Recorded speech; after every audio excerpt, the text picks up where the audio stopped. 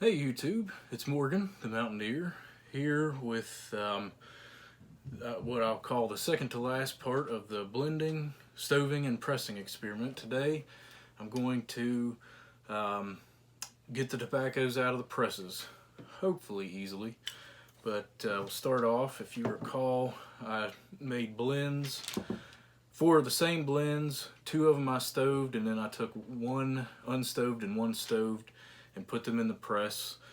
I can't remember, it's been about a week and a half or so since I put them in, but here's the unstoved, my last bit of parchment paper, so it's pretty rolly, so I have it weighted down, but see if I can get this out of here. Oh, holy cow. Back it off a little bit. There we go. Well, so far so good.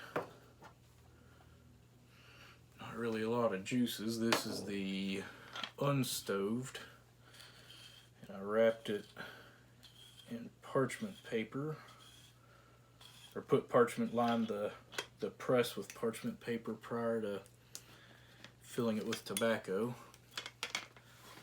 And I think I probably it's pulling it back in. I think I have some of the parchment paper in the threads up top. So undo that. There we go. Look at that sleeve.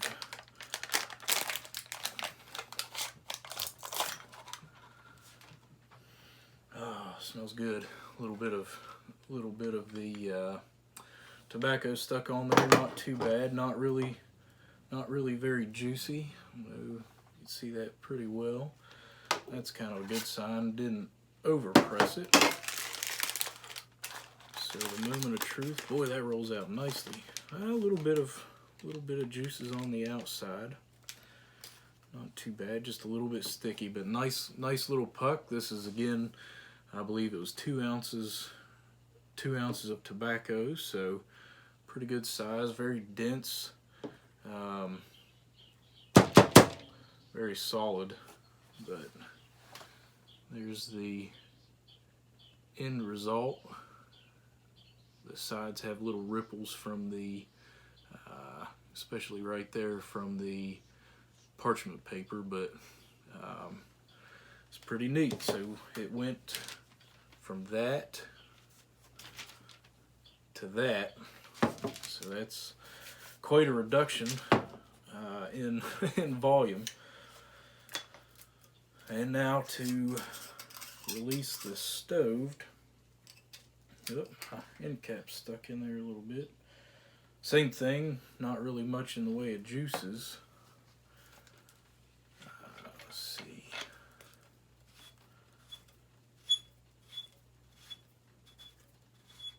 Oh no, it's taking that sleeve out.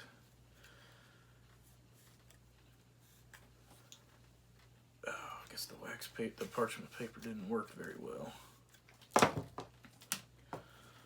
Trying to figure out something to ram this thing out with.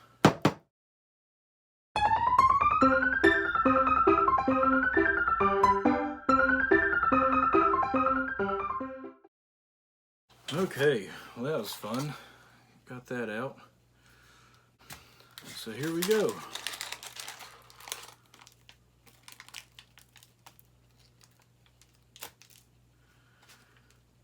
Definitely different. I think more of the parchment paper got rammed down in there and stuck in, so slightly different texture on part of it.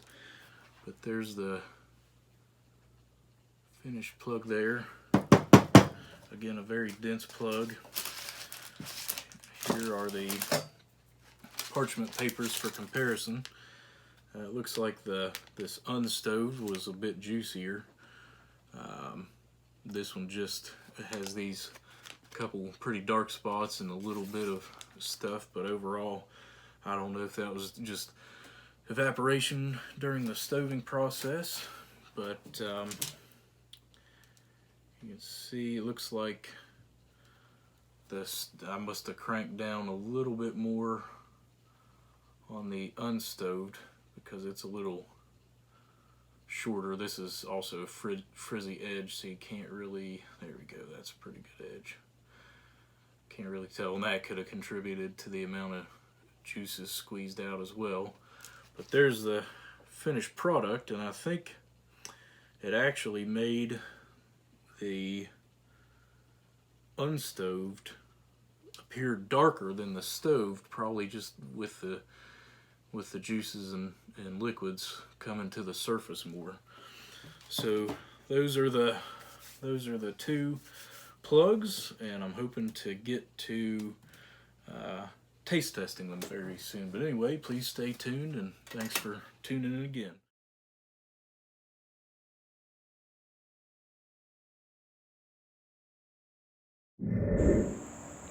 Hey guys, a little bonus. I'm out here on my patio smoking a little mini Jake Hackard pipe, and what I have in it is the scraps left over from the pressing and the little tiny bits that were left in the jar whenever I loaded the presses, and the little bits that fell off from the presses when I was getting it out. And you couldn't really see it initially in the video, but there was a fair bit of tobacco left on the plunger on the press, the ram, and of the stove tobacco, so it's primarily that, but this is basically a little bit of all of it. And I